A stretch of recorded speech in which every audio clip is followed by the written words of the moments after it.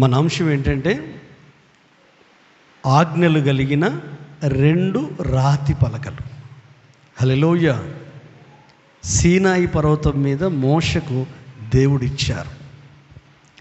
అంతకుముందు ఇజ్రాయెల్ ప్రజలు ఏం చేశారు? అద్భుతాలు, ఆశ్చర్య కార్యాలు, అంటే వాళ్ళని విడిపించడం కొరకు, దేవుని శక్తిని రుజువు చేసుకోవడం కొరకు, యెహోవా దేవుడే నిజమైన దేవుడని తెలుసుకోవడం కొరకు శకునగాండ్ర కంటే, మాంత్రికుల కంటే, పెద్ద పెద్ద ఇంద్రజాలకుల కంటే ఆయన శక్తి గొప్పదని ఐగుప్తులో ఉన్న రాజుకు, అధికారులకు, మంత్రులకు తెలిసేటట్టు చేశాడు. ఎలాగంటారా? మోషే కర్ర కింద వేస్తే ఏమైంది చెప్పండి? పామైంది. మిగతా వాళ్ళు కర్రలు వేస్తే ఏమయ్యాయి? పాములు అయ్యాయి. అయితే ఏం జరిగింది అక్కడ? మోషే పాము అన్ని పాములను మింగింది. హల్లెలూయా. అందుకే అన్ని శక్తుల కంటే దేవుని శక్తి ఉన్నతమైంది. అందుకే బైబిల్ ఏమంటుంది? అన్ని నామముల కంటే పై నామము క్రీస్తు యేసు నామము. ఆకాశము కింద ఏ నామమును రక్షణ లేదు, కానీ యేసుక్రీస్తు నామంలో రక్షణ ఉంది. ఎట్టు పోల్చినా అద్భుతాలే అద్భుతాలు ఐగుప్తులో. ఎలాంటి అద్భుతాలు? ఐగుప్తులో ఉన్న ప్రజలకేమో గుండెదడ, తన ప్రజలైన ఇశ్రాయేలుకేమో ఆనందం. నీళ్లు రక్తంగా మారడం, కప్పలు రావడం, మర్మ స్థలంలో గడ్డలు పుట్టడం, వాళ్ళకొక ఉగ్రత, కానీ వీళ్ళకి ఏ ప్రాబ్లం ఉండకపోవడం. అప్పుడు రాజుకి ఏం తెలిసింది? అధికారులకు ఏం తెలిసింది? ప్రభుత్వానికి ఏం తెలిసిందంటే వీళ్ళు నమ్మిన దేవుడు గొప్పోడురా బాబు. ఎప్పుడైతే పస్కా గొర్రె పిల్ల వధించిన తర్వాత వాళ్ళు విడుదలై బయటకు వచ్చారో అద్భుతాలు జరుగుతున్నాయి. ఎర్ర సముద్రం పాయలైంది, మేఘం ఉంది, మన్నా వస్తుంది. కానీ ఈ అద్భుతాలతోనే వీళ్ళ జీవితాలు కంటిన్యూ కావద్దు అని వాళ్ళ ప్రయాణాన్ని ఆపి, నీవు కొండ మీదికి రా, నేను ఆజ్ఞలు ఇస్తాను, నేనే పలకలు తయారు చేస్తాను, నేనే వాటి మీద 10 ఆజ్ఞలు ఇస్తాను అంటే దేవుని వాక్యము. హల్లెలూయా. అద్భుతాలు మంచిది దేవుని శక్తి నిరూపించడానికి, కానీ అద్భుతాలే జీవితం కాదు. ఇంకా మీకు అర్థమయ్యే భాషలు చెప్పనా? పెళ్ళి చేసుకోవడం మంచిది, పెళ్ళి చేసుకోవడం మంచిది, కానీ పెళ్ళే జీవితం కాదు. పెళ్ళి ఒక్కటే జీవితమా? కాదు. హల్లెలూయా. జీవితంలో పెళ్ళి అనేది ఒక భాగము, ఉద్యోగం అనేది ఒక భాగము, కానీ లైఫ్, హోల్ లైఫ్ని ఒకసారి చూడాలి. ఇవన్నీ ముందుకెళ్ళాలంటే ఖచ్చితంగా దేవుని వాక్కు కావాలి, దేవుని మాట కావాలి. ఏ సంఘాలు, ఏ సహవాసాలు, ఏ ప్రజలు వాక్కుకు పెద్దపీట వేస్తారో, వాక్యానికి మొదటి ప్రయారిటీ, ప్రాధాన్యత ఇస్తారో, ఆ సంఘాలు, ఆ సహవాసాలు, ఆ ప్రజలు దీవించబడతారు. ఎవరు చెప్పిన మాట? యేసయ్యే భూమి మీదకి వచ్చినప్పుడు చెప్పాడు. ఏమన్నా తెలుసా? ఈ నా మాటలు విని వాటి చొప్పున చేయు ప్రతి వాడు బండ మీద ఇల్లు కట్టుకొనిన బుద్ధిమంతుని పోలియుండును. వాన కురిసెను, వరదలు వచ్చెను, తుఫాను వచ్చింది, ఆ ఇంటి మీద పడింది, ఆ ఇల్లు పడిపోలేదు. ఎందుకంటే పునాది బండ మీద ఉంది. ఆ పునాది ఏంటిది? వాక్కు. వాక్యేంటిది? క్రీస్తు. వాక్యము. వాక్యం అంటే మాటలే కదా. వాక్యం అంటే ఏంటిది? దేవుని మాటలే. యోహాను సువార్త మీరు కూడా చదవాలి, మనతో అందరు కలిసి చదవాలి. మైక్లో మాత్రం మేము చదివేది మీకు వినబడాలి. మొదటి అధ్యాయం తీయండి, అందరు తీయండి. మొదటి అధ్యాయము మొదటి వచనము చదువుకుందాం. ఆ తర్వాత 14వ వచనం కూడా చదువుకుందాం. ఆదియందు వాక్యముండెను, వాక్యము దేవుని యొద్ద ఉండెను, వాక్యము దేవుడై ఉండెను, ఆయన ఆదియందు దేవుని యొద్ద ఉండెను, సమస్తము ఆయన మూలంగా కలిగేను. ఇప్పుడు 14 వచనం కాడికి రండి. 14 అందరం కలిసి చదువుదాం. 14 వచ్చింది. ఆ వాక్యము శరీరధారి అయి కృపాసత్య సంపూర్ణుడిగా మన మధ్య నివసించెను. తండ్రి వలన కలిగిన అద్వితీయ కుమారుని మహిమ వలె మనము ఆయన మహిమను కనుగొంటిమి. హల్లెలూయా. ఇప్పుడు మనం ఏం చేస్తున్నాం? వాక్యం వింటున్నామంటే యేసును అనుభవిస్తున్నాం, యేసును ఆస్వాదిస్తున్నాం. ఎందుకంటే ఆయన వాక్యమై ఉన్న దేవుడు కదా. ఆది యందు వాక్యం ఉంది, వాక్యము దేవుని యొద్ద ఉంది, ఆ వాక్యమే దేవుడై ఉన్నాడు. ఆ వాక్యము కృపాసత్య సంపన్నుడుగా మన మధ్యలో నివసించాడు. హల్లెలూయా. అందుకే మాటలు అర్థమైతే, మాటల్లో ఉన్న భావం అర్థమైతే, దేవుని ఆలోచన అర్థమైతే మన లోపల ఒక వెలుగు కాంతి పుంజములా, కాంతి పుంజం అంటే ఇట్లా ఇట్లా ఇట్లా ఫ్లడ్స్కి ఇట్లా వెలగడం, ఫోకస్ అంటే మనం చూడం, కళ్ళు మూసుకుంటాం, ఆ వెలుగును ఆ కాంతి పుంజం అంటారు. హల్లెలూయా. ఆ వెలుగును గుర్చే ఏమంటాడు యేసు ప్రభు? బాప్తిస్మం ఇచ్చి యోహాను వెలుగు కాదు, వెలుగును గూర్చి సాక్ష్యం ఇచ్చాడు. ఆయన మండుచున్న దీపమై ఉన్నాడు. కానీ కొంతకాలము మీరు ఆయన వెలుగులో ఉండి సంతోషించారు, కానీ వెలుగులో స్థిరంగా నిలబడలేదు. చదవాల్సిన అవసరం లేదు. లూకా సువార్త 3వ అధ్యాయము మొదటి కొన్ని వచనాలు చదివితే చదవాల్సిన అవసరం లేదు. మీకు అర్థం కాదు. అరణ్యములో ఉన్న యోహాను యొద్దకు వాక్యము వచ్చెను.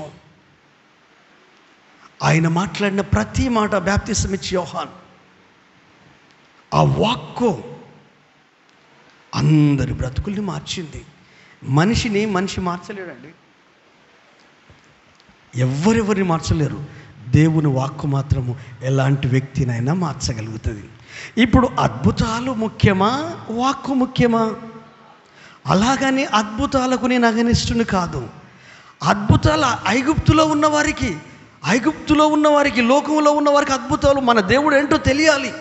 మనము డివైనింగ్ హీలింగ్ నమ్ముతాం, దైవిక స్వస్థత నమ్ముతాం. మనం ప్రార్థించినప్పుడు మనకు స్వస్థతలు వచ్చాయి, మనం ప్రార్థించినప్పుడు మన పిల్లలు బాగుపడ్డారు. అది కాదు, దానితో పాటు వాక్కు ఇజ్రాయేల్ ప్రజలకు అవసరం. 40 రాత్రింబవళ్ళు అక్కడ ఉన్నాడు కొండ మీద. ఆకలి లేదు, నిద్ర లేదు, దాహం లేదు, 1-2 లేవు, మహిమలో ఉన్నాడు. దేవుని వాక్కు ఇచ్చాడు. ఆ రాతి పలకలు 2 పట్టుకొని వచ్చాడు. అక్కడ దైవ కార్యం జరుగుతుంది, కింద దయ్యం కార్యం జరుగుతుంది. హల్లెలూయా.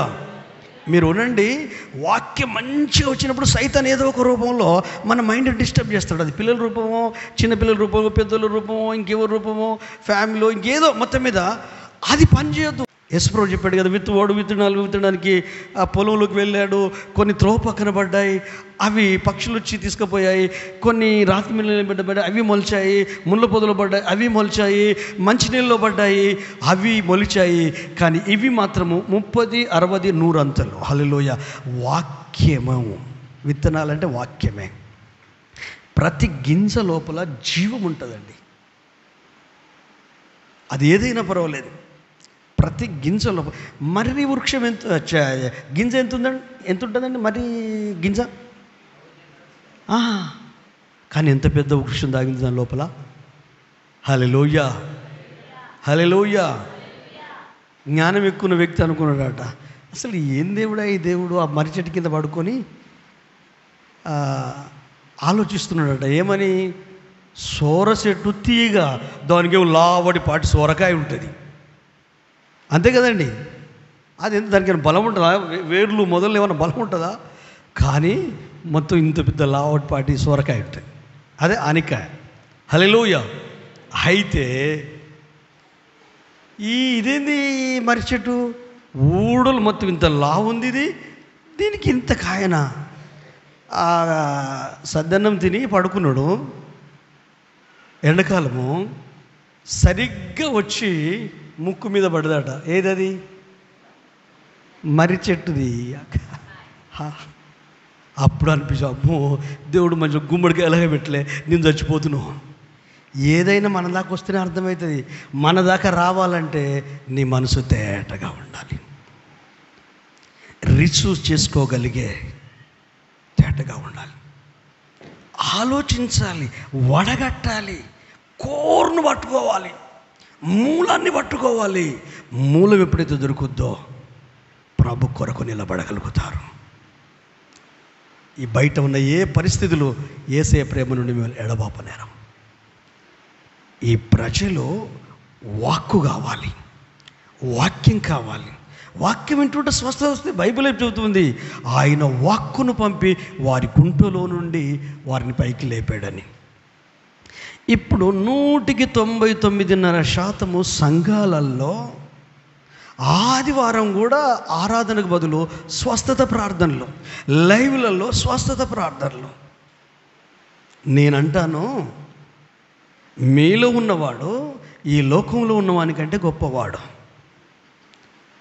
మీరు నమ్మినా నమ్మకపోయినా మీకు భాషలు మాట్లాడకపోవచ్చు, ఒకవేళ మీరు మాట్లాడుతూ ఉండొచ్చు. మీరు బాప్తిసం తీసుకున్నారంటే బైబిల్ చెప్తుంది, ఆత్మ లేకుండా ఎవడు క్రీస్తును ప్రభువును ఒప్పుకోలేడు. ఇప్పుడు ప్రభును ప్రేమించకుంటే ఇక్కడికి వచ్చి మీరు ఎందుకు కూర్చుంటారండి? మీకేం పనిపాట లేవా? ఉన్నాడు ఆత్మదేవుడు. హల్లెలూయా. ఆ ఆత్మదేవుడు టీచర్, ఆ ఆత్మదేవుడు బోధకుడు. ఆ ఆత్మదేవుడు అంటే ఏ స్వస్థత వరాలు ఉన్నాయని చెప్పుకుంటున్నారో, ప్రవచన వరము, నేనైతే నమ్ముతాను. వరాలు ఇస్తే దాని కొరకు ప్రార్థన చేయాల్సిన అవసరం లేదు. వరం నీకు ఉంది కాబట్టి స్వస్థత వరం ఉన్న వ్యక్తి జస్ట్ చేతులు ఇస్తే వాళ్ళు బాగైపోతారు. వరం కదా అది. ప్రవచన వరం కలిగిన దైవజనులు, స్వస్థత వరం కలిగిన దైవజనులు, దైవజనులకు వరాలు ఉండవండి, పరిశుద్ధాత్మలో ఉన్నాయి ఆ వరాలు. మీరు ప్రపంచ క్రైస్తవ్యాన్ని చూడండి, ఈ ఆత్మఫలం గురించి మాట్లాడరు కానీ ఈ కృపావరాల గురించి మాట్లాడతారు. కృపావరం ఏం చేస్తుంది? తాత్కాలిక ఉపశమనం, తాత్కాలిక స్వస్థత, తాత్కాలిక ఆరోగ్యం. కానీ ఆత్మఫలము ట్రాన్స్ఫార్మ్. హల్లెలూయా. పాస్టర్లు కూడా అట్లా తయారైనలేండి. ఈ ఆత్మఫలం గురించి టీచ్ చేయరు, వాక్యం గురించి టీచ్ చేయరు. నువ్వు ప్రవచనం చెప్పు, నువ్వు బుద్ధివాక్యం చెప్పు, నువ్వు జ్ఞానవాక్యం చెప్పు. వాళ్ళు చూసే జనం ఏంటంటే, వీడు బుద్ధివాక్యం చెప్పు, అసలు వీళ్ళు బతికే మారలేదు కదా, వీళ్ళు లోపలే ప్రేమ లేదు కదా, సమర్పణ లేదు కదా, తగ్గింపు లేదు కదా, సహనం లేదు కదా, ఈయన ఇన్ని చెప్తున్నాడు. అసలు ఈయన ఓర్చుకుంటే కదా. ఇప్పుడు మనం జీవించింది, మనం ఎన్నో ప్రవచనాలు చెప్తే ఆ ప్రవచనం విన్న వాళ్ళు నిన్ను అభిమానించే వాళ్ళు సంతోషిస్తారు కావచ్చు. నీతో ఉండేవాళ్ళు అసలు ఈ మనిషికి వరం ఉందా, ఈ మనిషికి ఎందుకంటే ఫ్రూటే లేదు కదా. ఆత్మఫలము, ఆత్మఫలం అంటే సంతోషము, సమాధానము, దయాళత్వము, మంచితనము, ఆశా నిగ్రహము, ఇంకా సాత్వికము. మొత్తం మీద 9 ఫలాలు కాదు, ఒక్కటే యాపిల్, దాన్ని 9 ముక్కలు చేయడం అన్నట్టు అంతే. పరిశుద్ధాత్మ దేవునికి ఆ ఫలం ఉంది, పరిశుద్ధాత్మ దేవునికి ఆ కృపా వరం ఉంది. ఆ పరిశుద్ధాత్మ దేవుడు ఇక్కడ ఉన్న ప్రతి ఒక్కరి లోపల ఉన్నాడు. ఆయనతో సహవాసం చేయి, ఆయనతో ప్రార్థించు. ఈ సత్యాలు చెప్తే పాస్టర్కు రావాల్సింది రాదు కదా. ఇప్పుడు పాస్టర్కు ఈ భౌతికమైనది కావాలా? రేపొద్దున ఆయన జీవ కిరీటం పెట్టినప్పుడు ఆ కిరీటంలో ఉన్న వజ్రాల్లాగా మీ ముఖాలు కనపడాలా? ఇక్కడనే చూసుకుంటున్నారు అందరూ బతుకుదెరు కొరకు. కుక్కలకు తల్లిదండ్రులు ఉన్నారా? అందదా? వేరే విధంగా అనుకోదు, బతికేస్తున్నాయి. సరే, అది పక్కకు పెట్టండి. ఆకాశ పక్షులకు ఎవరు ఉన్నారు? ఎవరు లేరు. ఫుడ్ ఎక్కడి వచ్చింది? యేసయ్య చెప్పాడు కదా, పిచ్చుకల కంటే మీరు బహుశ్రేష్ఠులు. గడ్డి పూలను చూడండి, ఎవరైనా అలంకరించగలుగుతారా? ఈ పెయింటింగ్లన్నీ పోతాయి, మన కలర్ వెలిసిపోతుంది వయసు మీద పడుతుంటే. కానీ యేసయ్య వేసిన ఆ ప్రకృతి కలర్, పచ్చదనం, అది వెలిసిపోద్దా? నీ బిల్డింగ్కి వేసిన కలరు 10 సంవత్సరాలకు 3 సంవత్సరాలకు మార్చాలా వద్దా? హల్లెలూయా. మేమైతే ఊర్లో ఉన్నప్పుడు క్రిస్మస్కు మేము సున్నం వేసుకునేది, ఎందుకంటే అది ఒరిజినల్ కాదు. హల్లెలూయా. ఆలోచించండి, దేవుడు పోషిస్తాడు. మనుషుల మీద ఆధారపడకండి. తల్లిదండ్రుల మీద ఆధారపడకండి, అన్నదమ్ముల మీద ఆధారపడకండి, సంఘస్థుల మీద ఆధారపడకండి, సేవకుల మీద ఆధారపడకండి, ఇంకెవరి మీదనో ఆధారపడకండి. నువ్వు ముందు ఆధారపడవలసింది దేవుని మీద. అందుకే ఆజ్ఞలలో మొదటి ఆజ్ఞలు ఏంటంటే పూర్ణ హృదయంతో, పూర్ణ మనసుతో, పూర్ణ ఆత్మతో నీ దేవుడైన యెహోవాను ప్రేమించాలి. ఆ తర్వాత నిన్ను వలె నీ పొరుగువాన్ని ప్రేమించాలి. రెండే ఆజ్ఞలు. చూడండి, మత్తయి సువార్త తీయండి.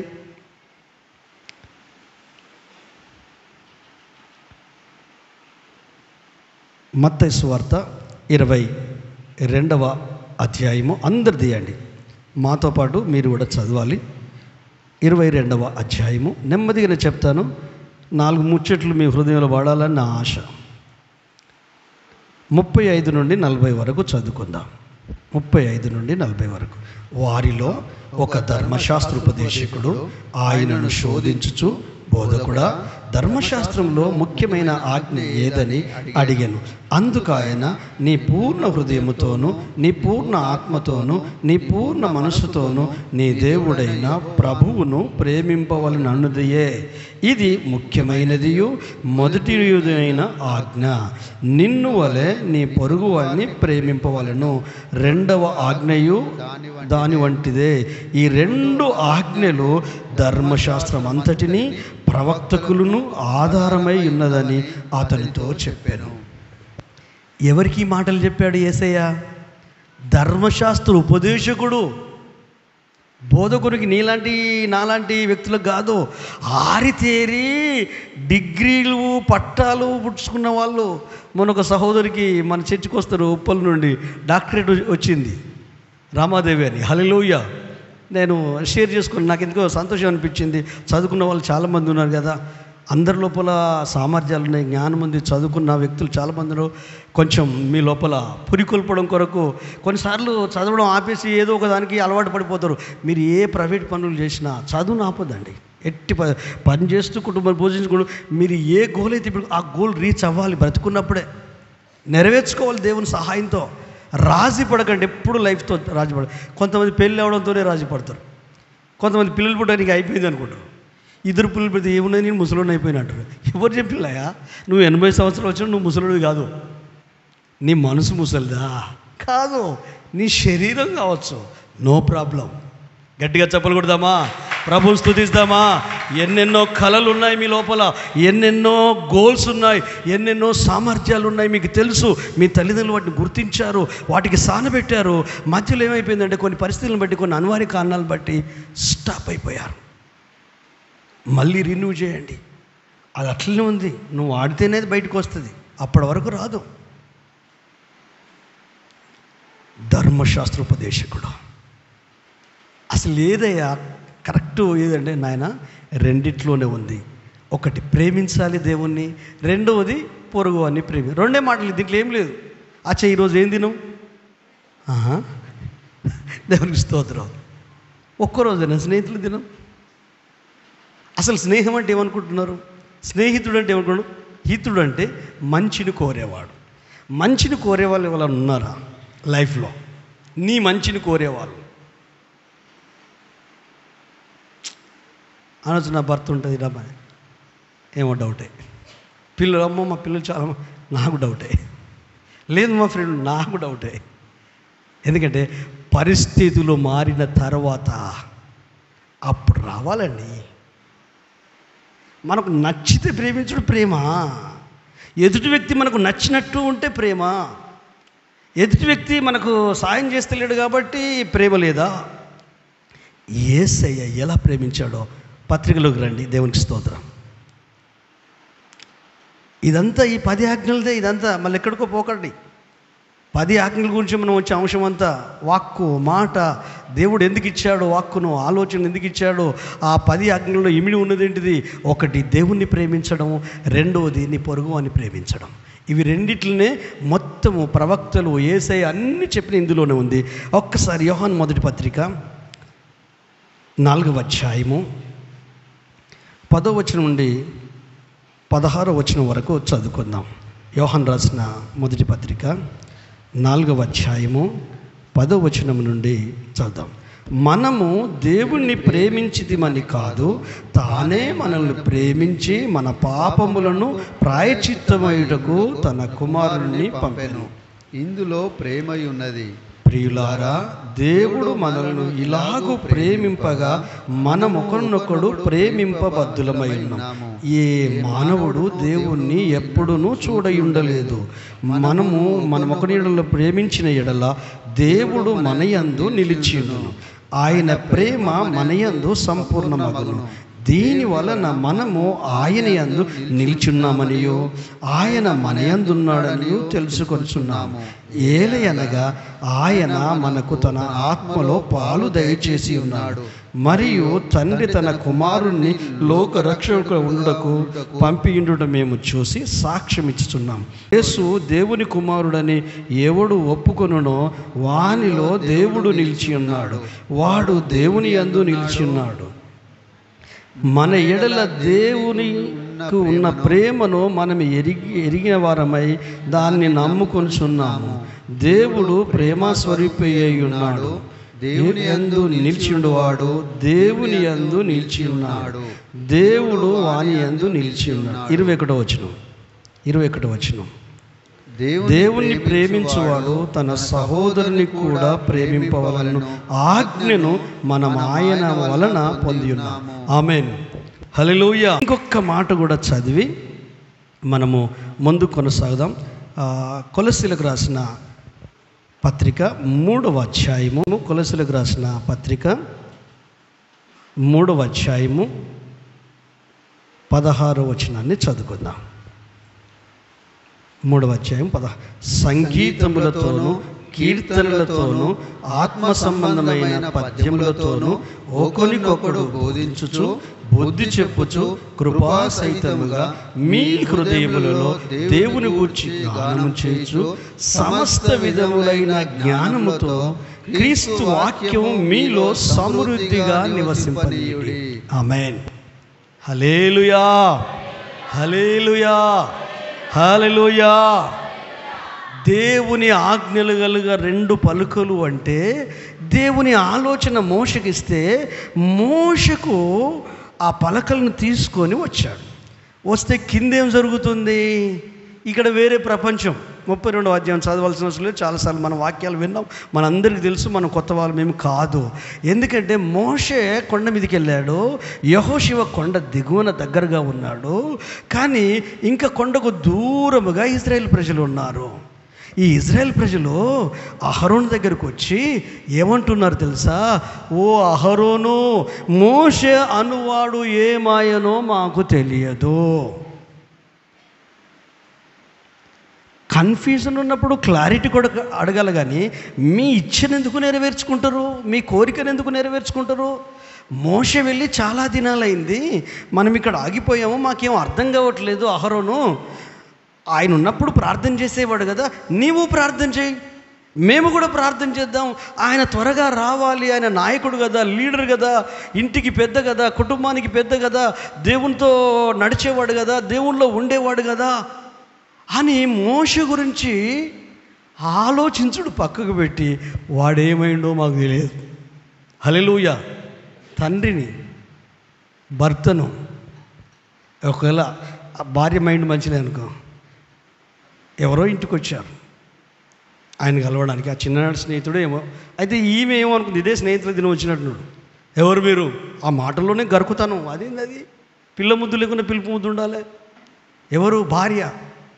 ఎవరు మీరు అంటే, ఇది పలాని రమేష్ ఇల్లేనా, పలాని సహోదరు ఇల్లేనా? అవును, అదే. నీకేం కావాలి? ఉన్నారా ఇంట్లో? లేడు. ఎక్కడ పోయాడో? పోయిన కాడ ఉన్నాడో చచ్చాడో మాకు తెలియదు. ఏంది అది? అర్థమవుతుందా?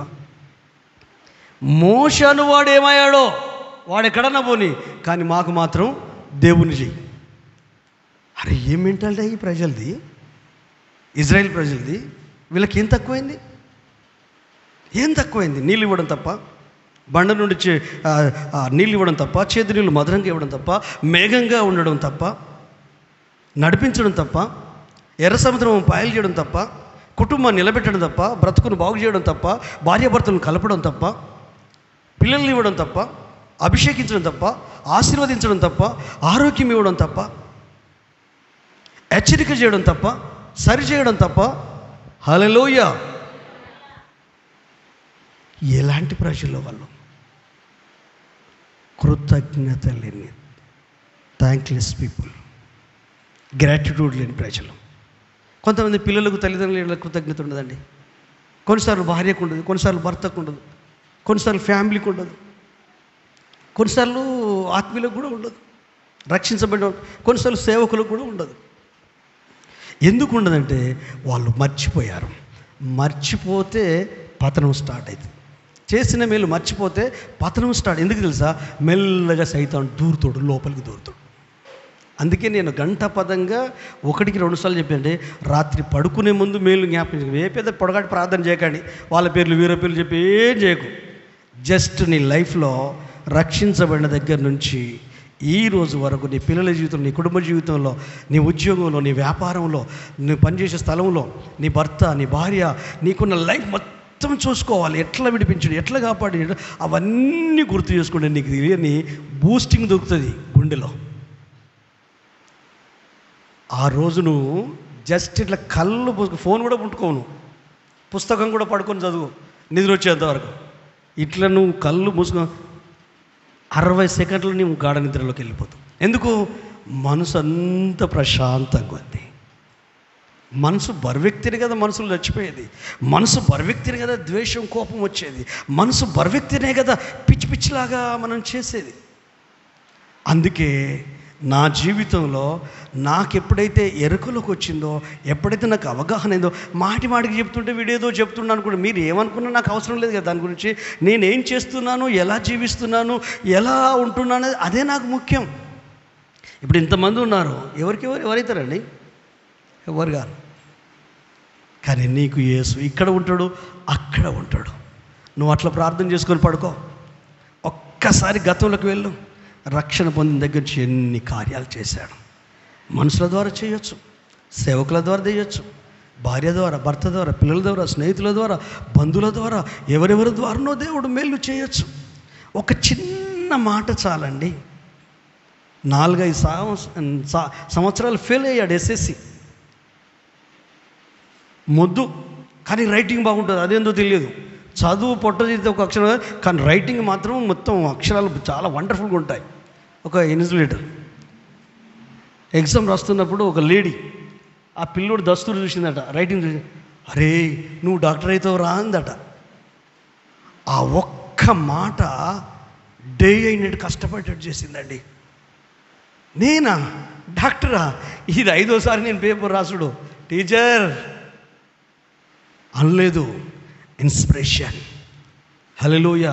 ప్రోత్సాహము మనిషిని ఏ పనైనా చేయనిస్తుంది. మంచి విషయంలో ప్రోత్సాహం.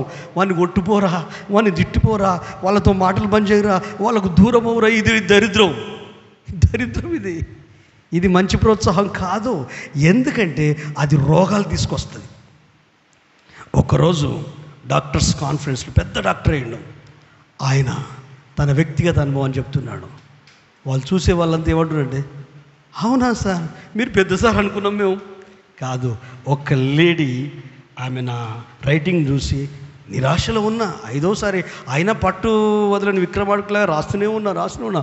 కానీ ఆమె మాత్రము మిగతా వాళ్ళని ఇక జాలతీ రాసిన కాడికి ఇక బంజయ్. భార్య అంటది, ఏం రాస్తావు బంజయ్, తండ్రి అండు బంజయ్, ఇక ఏ ఎగ్జాంపుల్ బాగు ఒండుకి ఏదో ఒకటి చేసుకొని ఇక బతుకుదాం. కానీ ఆమె మాత్రము అతని లోపల ఒక ప్రోత్సాహాన్ని మాటే. మీరు మాట్లాడేటప్పుడు చూడండి, సంతోషంగా ఉన్న వాళ్ళు సప్పును చల్లారుతున్నారా? అమ్మో, వెరీ డేంజర్. ప్రోత్సాహం, వాక్కు ప్రోత్సాహాన్ని ఇస్తుంది. తన టెస్ట్ అని చెప్తే ఆ ఒక్క మాట నా లైఫ్ని చేంజ్ చేసింది. అట్లా మీ లైఫ్లో ఏవేవి జరిగినాయో, వాళ్ళు ఎవరైనా పర్లేదు. కొన్నిసార్లు శత్రువులు మన మిత్రులేనండి. వాళ్ళు చేయబట్టే మనకు జ్ఞానం వస్తుంది. తెలుసా మీకు? వాళ్ళకి థ్యాంక్స్ చెప్పాలి. హల్లెలూయా! వాళ్ళు లేకపోతే ఈ పవరు, ఈ ఫైరు, ఈ పవర్ మనకు ఉండకపో. మనం ఏదేదో అనుకుంటాం. ఉండాలి సైతాన్ గాడు. హల్లెలూయా! ఎందుకంటే జ్ఞానోదయం అవుద్ది. కష్టాలు, నష్టాలు, బాధలు, ఏవగింపులు, నిరాశలు, గేలి ఇవన్నీ ఉండాలి. పూలమాలలుగా తయారవుతాయి. ఎందుకంటే అంతరంగంలో పనిచేస్తుంది. లైఫ్లో ఏమీ రోజు జ్ఞాపకం చేసుకుంటా పడుకునే ముందు. ఉదయం లేచిన తర్వాత ఇంట్లో బియ్యం అయిపోయినాయా, కూరగాయలు ఉన్నాయా, డబ్బులు ఏమైనా ఉన్నాయా, పిల్లడికి ఫీజు కట్టినామా, ఎట్లా నేను సాయంత్రం ఏం తినపోతే, మరి ఈరోజు ఏం తిందాం, ఇవేం మాట్లాడాను నేను. నా మనసు మీద కూడా తెచ్చుకోను. ఏం చేస్తా, మళ్ళీ అదే సూత్రం, మేలులో హల్లెలూయా హల్లెలూయా హల్లెలూయా. ఎన్నెన్నో మేలులు చేసినవయ్యా నా యేసయ్యా, ఇన్నేళ్ళు ఇన్నాళ్ళు నా బ్రతుకులో ఎన్నెన్నో మేలులు చేసినవయ్యా నా యేసయ్యా, ఇన్నేళ్ళు ఇన్నాళ్ళు నా బ్రతుకులో లెక్కకు మించినవయ్యా నీ మేలులు, లెక్కకు మించినవయ్యా నీ మేలులు. ఏ రీతిగా నీ రుణమును తీర్చగలనయా, ఏ రీతిగా నీ రుణమును తీర్చగలనయా. ఎన్నెన్నో మేలులు చేసినవయ్యా నా యేసయ్యా, ఇన్నేళ్ళు ఇన్నాళ్ళు నా బ్రతుకులో. యెరూషలేము చుట్టూ పర్వతములు ఉన్నట్టు, యెరూషలేము చుట్టూ పర్వతములు ఉన్నట్లు, నిత్యము నీ జనుల చుట్టూ ఉండువాడా, నిత్యము నీ జనుల చుట్టూ ఉండువాడా. శ్రమలలో నా ప్రియులు నా చేయి విడిచిన, శ్రమలలో నా ప్రియులు నా చేయి విడిచిన, నన్ను చేరదీసి ఆదరించినావయ్యా, నన్ను చేరదీసి ఆదరించినావయ్యా. ఎన్నెన్నో మేలులు చేసినవయ్యా నా యేసయ్యా, ఇన్నేళ్ళు ఇన్నాళ్ళు నా బ్రతుకులో. Thank you brother. దేవునికి మహిమ కలుగును గాక. సువర్ణ అక్షరాలతో మీ మెత్తని గుండె మీదవి రాసుకోండి. రాత్రి పడుకునే ముందు మీ లైఫ్లో, మీ పిల్లల జీవితంలో, మీ భర్త, మీ భార్య, మీ ఫ్యామిలీ, మీ కుటుంబం, మీరు చేస్తున్న పనులలో మేలులు చాలా ఉంటాయి. మర్చిపోతాం. కీడు మాత్రం ముసలుడు అయినా ముసలిదైనా మర్చిపో, ఎందుకో తెలియదు. అది నీ బతుకును బర్బాద్ చేస్తే. ఎప్పుడు కీడు గుర్తుపెట్టుకోవద్దు. ఒకవేళ కీడు చేసిన వాళ్ళు వచ్చి నీతో, నేను 10 సంవత్సరాల క్రితం నీకు చాలా బాధ కలిగించానంటే, ఏమో నాకు గుర్తులేదు అనాలి. నిజంగా కూడా గుర్తుండదు. ఎందుకంటే మనం మేలు గుర్తు చేసుకుంటే అది గుర్తుండదు. చెప్పాలి. శత్రు కూడా మారు మనసు వచ్చేస్తుంది. హల్లెలూయా హల్లెలూయా. అయితే ఇది క్రైస్తవ ప్రపంచంలో ఉన్న బిలీవర్స్ కానీ, సేవకులు కానీ ఇది ఎప్పుడూ మర్చిపోయారు. రివెంజ్ నో, దేవుని గుణం కాదు అది, అసలే కాదు. ప్రేమిస్తాం, మళ్ళీ అది వాపసు వస్తుంది. స్నేహితులు తినమంటే అదే కదండి. నిజమైన స్నేహితుడు యేసయ్యే కదా. హల్లెలూయా. మీరు దాసులు కాదురా బాబు, నా స్నేహితులు. దేవుడు మనిషిని స్నేహితుడు అన్నాడు. అబ్రహాము నా స్నేహితుడు, మై ఫ్రెండ్. అంటే ఈ స్నేహితుడు అంటే స్నేహితునికి స్వార్థం ఉండదండి. స్నేహితునికి స్వార్థం ఉండదు. స్నేహితునికి ఇవ్వడమే తెలుసు, తీసుకోవడం తెలియదు. నువ్వు నిజంగా ప్రేమిస్తున్నావు, స్నేహితునివి, స్నేహితురాలు అంటే అక్కడి నుండి ఎక్స్పెక్ట్ చేయొద్దు కూడా. మళ్ళీ ఎక్స్పెక్ట్ చేయొద్దు. ఈ స్నేహంలో ఏముంటుంది, మార్చుకుంటాం. వాళ్ళది మనం ఇది రాంగ్, ఇది రాంగ్, ఇది స్నేహమే కాదు. వాళ్ళు ప్రేమించినా ప్రేమించకపోయినా, వాళ్ళు ఇష్టపడకపోయినా, వాళ్ళు అర్థం చేసుకోకపోయినా, వాళ్ళు మాట్లాడకపోయినా, వాళ్ళు అసహించుకున్నా దూషించిన ప్రేమిస్తూనే ఉన్నాడు యేసయ్య. హల్లెలూయా. అది లవ్, అది ప్రేమ. ఈ ఇప్పుడున్న ఈ ప్రేమ కాదు, ఈ ప్రేమలు వేరే. హల్లెలూయా. బ్యాండేజ్ తీసుకుంటారు కదా ఫ్రెండ్షిప్ బ్యాండేజ్, ఈ ఒకరికొకరు చేంజ్ చేసుకుంటారు. ఎవరు నీకు నచ్చినోనికి పెడతావు, హల్లెలూయా. నచ్చనోనికి పెట్టు, అది ఫ్రెండ్ అంటే. హల్లెలూయా. నీకు ఇష్టమైన వ్యక్తిని ప్రేమిస్తావు, అది నీకు నచ్చాడు కాబట్టి ప్రేమిస్తున్నావు. నచ్చని వ్యక్తిని ప్రేమించడం, ఇష్టపడని వ్యక్తిని ప్రేమించడం. యేసయ్య అదే చేశాడు, యేసయ్య అదే చేశాడు. మనం ఆయనను ప్రేమించలేదు, ఆయనే మనల్ని ప్రేమించాడు. మనం ఆయన్ని ప్రేమించింది మని కాదు. పత్రికలు మొత్తం చదవండి, యోహాను పత్రిక 3 పత్రికలు చదవండి. ఆజ్ఞలు ఆజ్ఞలు, వాక్యము వాక్యము, ఆజ్ఞలు ఆజ్ఞలు అంటే. కాబట్టి ఈ ఫ్రెండ్షిప్ అనేది, లేక ఈ ప్రేమ అనేది, ఈ ధర్మశాస్త్రం అనేది రెండిట్లోనే ఉంది. ఒకటి దేవుణ్ణి మనస్ఫూర్తిగా ప్రేమించాలి, రెండవది మన ఎదుట ఉన్న వ్యక్తిని ప్రేమించాలి. పలానులోనే ప్రేమించడం లేదు బైబిల్లో, నీ సహోదరుణ్ణి, నీ పొరుగువాన్ని. ఆ ప్రేమకు ఎంత గొప్ప ఉదాహరణ చెప్పాడంటే యేసయ్య లూకాసు వార్తలో, చదవాల్సిన అవసరం లేదు, అందరికీ మనం తెలిసిన వాక్య భాగమే. వాడు యెరూషలేమును వదిలిపెట్టాడు. యెరూషలేము 7 కొండల మీద ఉన్న పట్టణము, ఉన్నతమైన అనుభవము, ఆత్మీయ అనుభవము, విశ్వాస అనుభవము, వాక్యము తెలిసిన అనుభవము, ఆ వాక్కులో ఉన్న అనుభవము, దాన్ని వదిలిపెట్టేసి కిందికి వెళ్తున్నాడు. ఎందుకు బుద్ధి పుట్టిందో తెలియదు. బైబిల్ చెప్తుంది, యెరూషలేమా నిన్ను ప్రేమిస్తే వాళ్ళు వర్ధిల్తారో. యెరూషలేమా భయపడకో. యెరూషలేము దేశమును గూర్చి దేవునికి ఎంత ఇది ఉంది. అసలు యుద్ధం అక్టోబర్లో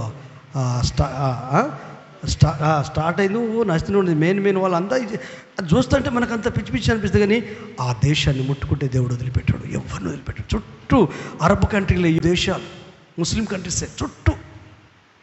కానీ ప్రపంచ దేశాలు ఆ దేశానికి భయపడు. చిన్నదే, ఆంధ్రప్రదేశ్ అంతా కూడా ఉండదు యెరూషలేము. హల్లెలూయా. తక్కువ జనాభా, కానీ గొప్ప దేవుడు ఉన్నాడు. ఎన్నో రుజువులు ఉన్నాయి, ఎన్నో నీ జీవితంలో జరిగిన సంఘటనలు, సంభవాలు ఉన్నాయి. మరి ఎందుకు వాక్కును విశ్వసించవు? ఎందుకు లేఖనాలను విశ్వసించవు? ఎందుకు ఆ వాక్కును అనుభవించలేవు? ఈ లోక మాయలోకి ఎందుకు వెళ్ళిపోతున్నావు? ఈ లోక దాంట్లోకి ఎందుకు వెళ్ళిపోతున్నావు? ప్రధాన యాజకుడు ఉన్నాడు, లేవీయుడు ఉన్నాడు. ఆ వ్యక్తి యెరూషలేమును వదిలిపెట్టాడు కనుక, ఆత్మీయతను వదిలిపెట్టాడు కనుక, ఆ దేవునితో ఉండే మహిమను వదిలిపెట్టి కిందికి వెళ్తున్నాడు కనుక దొంగలు ఉన్నారు. ఎప్పుడైతే నువ్వు డిస్కరేజ్ అయిపోతావో, ఎప్పుడైతే నువ్వు నిరాశకు లోనైపోతావో, ఎప్పుడైతే నువ్వు బాధపడడం మొదలు పెడతావో, అప్పుడు మెల్లగా సైతాన్ దూతలు పక్కనే ఉంటాయి, చెవులు ఊదుతూ ఉంటాయి. నీ బాధను రెట్టింపు చేయడానికి, నీ కష్టాన్ని రెట్టింపు చేయడానికి. అప్పుడు నీ హృదయం అయిపోతే నల్లసరం గుండులాగా మారుతాయి. హల్లెలూయా. ఈ గుండె అయిపోయింది అనుకోండి, ఏ బండలనైనా ఏ మనుషులనైనా తలలు తలపండ్లు బలగుట్టుడు అవుతాయి. హల్లెలూయా. సైతానుకు తెలుసు నేను ఎక్కడ పట్టుకుంటే వల్నరబుల్ స్పాట్స్ అంటే బలహీన స్థావరాలు వానికి తెలుసు. ఏది ముట్టుకుంటే నీకు బాధ అనిపిస్తుందో, ఏది ముట్టుకుంటే నీకు కోపం వస్తుందో దాన్నే ముట్టుకుంటే చేస్తాడు. అప్పుడేమైపోతుంది? నీ అసలు ఒరిజినాలిటీ కోల్పోతావు. ఆత్మీయతలో వెనకబడతావు, ప్రార్థనలో వెనకబడతావు, ఆధ్యాత్మికంగా దేవునిలో వెనకబడతావు. హల్లెలూయా. అందరి దృష్టిలో కరెక్ట్ ఉన్నట్టు అనిపించవచ్చు, కానీ నీకు అనిపించాలి. అందుకే అప్పుడప్పుడు చెప్తాను కదా, మన మనసులో ఇతరుల గురించిన ఆలోచన ఎప్పుడు ఆపేస్తామో అప్పుడు ప్రశాంతంగా ఉంటాం. వాళ్ళు ఎవరైనా కానీ, ఫ్యామిలీ మెంబర్స్ కానీ, కుటుంబ సభ్యులు కానీ, ఎవరైనా కానీ, ఎవ్రీవన్, వారిని గురించిన ఆలోచన మీ మనసులో స్టాప్ అయ్యేంత వరకు మీరు ఈడవబడుతూనే ఉంటారు. కళ్యములాగా ఈడవబడుతూనే ఉంటారు. వ్యక్తిత్వం పోతుంది, మనసు పోతుంది, జ్ఞానం పోతుంది, తెలివి పోతుంది. అసలు ఏమైపోతుంది? ఒక రోబోలాగా తయారైపోతాం. రోబోకు మనసు ఉండదు కదండి. ఇప్పుడు సూపర్ పవర్ కంట్రీలో మనుషులు ఉండరు, రోబో అన్ని పనులు చేస్తుంది. నాకు పలానా పాట వినాలనిపిస్తుంది అంటే ఆ పాట వచ్చేస్తుంది. నాకు పలాని ఇది చూడాలనిపిస్తుంది అంటే ఆ సినిమా వచ్చేస్తుంది. అయితే ఆ రోజు ఆ పిల్లోడికి బాధ అవుతుందట, చాలా బాధేసింది, నాకు చాలా బాధేస్తుంది, నాకు చచ్చిపోవాలనిపిస్తుంది, నాకు బాధేస్తుంది, మా డాడీ నాతో మాట్లాడుతలేడు, మా మమ్మీ నాతో అంటే బాధ అంటే ఏంటిది అని అడుగుతుందట రోబో. ఎందుకు? అది యంత్రం కదా, దానికి ఏం తెలుస్తుంది? మనిషికే తెలుసు ఇమోషన్స్, మనిషికే తెలుసు బాధ అంటే ఏంటిదో. ఆ ఫీలింగ్స్, సంతోషం ఫీలింగే, బాధ ఫీలింగే. హల్లెలూయా. అది యంత్రాలు అవి కాదు. మనం యంత్రాలాగా మారొద్దు. ఈ రోజుల్లో ప్రజలందరూ యంత్రాలు అయిపోయారండి, రిమోట్ కంట్రోల్ అయిపోయారు, రిమోట్ కంట్రోల్. హల్లెలూయా. భార్య దగ్గర ఉంటుంది భర్త రిమోట్. ఇట్లా అనగానే నోరు మూసేస్తాడు, ఇట్లా అనగానే నోరు తెరుస్తాడు. భర్త దగ్గర ఉంటుంది భార్య రిమోట్, భార్య దగ్గర ఉంటుంది భర్త, పిల్లల దగ్గర ఉంటుంది. ఇప్పుడు కొంతమంది అయితే పిల్లల దగ్గరనే ఉండి ఇప్పుడు రిమోట్లు. ఎందుకంటే వాళ్ళ మమ్మీ డాడీ ఎంత కంట్రోల్ చేస్తున్నారో, అసలు వాళ్ళ వ్యక్తిత్వమే చచ్చిపోయింది ఎప్పుడు. పిల్లలు ఇట్లా కాదు మమ్మీ, అట్లా కాదు మమ్మీ, డాడీ ఇట్లా, డాడీ ఇట్లా, డాడీ అంటే వాళ్ళు ఏమి నేర్పిస్తున్నారు పిల్లలు? వాళ్ళు మీరు చూసుకుంటూ వచ్చారు, అనుభవాలు ఉన్నాయి మీకు. హల్లెలూయా. మీ కడుపును పుట్టి మీకు చెప్పాల్సిన అవసరం లేదు. మీ తల్లిదండ్రులు మీకు నేర్పించారు, మీరు స్వతహాగా నేర్చుకున్నారు, మీరు వాళ్ళకు నేర్పించగలగాలి. వినాలి, పిల్లలు చెప్పేది వినాలి. కానీ ఏది రైటో ఏది రాంగో డెసిషన్ మీరే తీసుకోవాలి, నిర్ణయం మీరే తీసుకోవాలి. ప్రేమ ఎక్కువండి నాకు కొడుకంటే, కూతురు అంటే నాకు ప్రేమ ఎక్కువండి. అది ఏం చెప్పినా చేస్తాంటే సావు, నేనేం చేస్తా? సావు, ఏం చేయలేను. కానీ యేసు చెప్పింది విన్నవాళ్ళు అక్కడ ఉంటారండి. హల్లెలూయా. వెళ్తూ వెళ్తూ దొంగల చేతులు చిక్కాడండి. దొంగలు వదిలిపెడతారండి? మనకి కనికరం ఉంటుందా? ప్రేమ ఉంటుందా? ఆ మధ్యకాలంలో ఇక్కడ మెయిన్ రోడ్డుకు దాంట్లో దొంగలు పడలే. ఇప్పటికీ దొంగలు ఎక్కువైపోతున్నారు భయంకరంగా. జూలై తిరిగి పిల్లలే దొంగలు అవుతున్నారండి. మాదక ద్రవ్యాలకు అలవాటు పడ్డోళ్ళే, డబ్బులు దొరుకుతలేవు, ఇస్తలేరు, కాబట్టి ఏదో ఒకటి చేస్తున్నారు. అలాంటి దౌర్భాగ్య ప్రపంచంలో సంఘంలో ఉన్న బిడ్డలు ఆయనను ప్రేమించాలి మనస్ఫూర్తిగా. హల్లెలూయా. ఆ వాక్కుకు గుండెలో పెద్దపీట వేయాలి. దేవుని ఆలోచనను గట్టిగా పట్టుకోవాలి. కొర ప్రాణముతో కొట్టుమిట్టాడుతున్నాడు. కొర ప్రాణముతో ఆ కొట్టుమిట్టాడుతున్న ఆ వ్యక్తి ఈ క్షణంలో చనిపోతాడేమో. అక్కడికి యాజకుడు వచ్చాడు. యాజకుడు అంటే నాలాంటి వాడు అనుకోరాదుండి, మంచి వాక్యం దిట్ట. చూశాడు, వీడెవడు మనోడా, మన కులపోడా, మన చర్చోడా, మా ఇంటోడా, వీడు అని వెళ్ళిపోయాను నేను. ఆ తర్వాత లీవీడు, ఉదాహరణకు అనిల్ పాస్టర్, మా మీద చెప్పుకుంటాం, ఉపమానం పోల్చుకుంటాం, మీ మీద చెప్పడం ఎందుకు? లీవీడు వచ్చాడు, చూశాడు, ఆయన చూసి వెళ్ళిపోయాడు. ఇంకొక వ్యక్తి వచ్చాడు, మీలాంటి వాడు అనుకుందాం. ఆమేన్. ఎవరు? సమరయుడు. హల్లెలూయా. బంధువు కాదు, రక్త సంబంధం కాదు. చూసిన వెంటనే జాలి కలిగి, కనికరము కలిగి.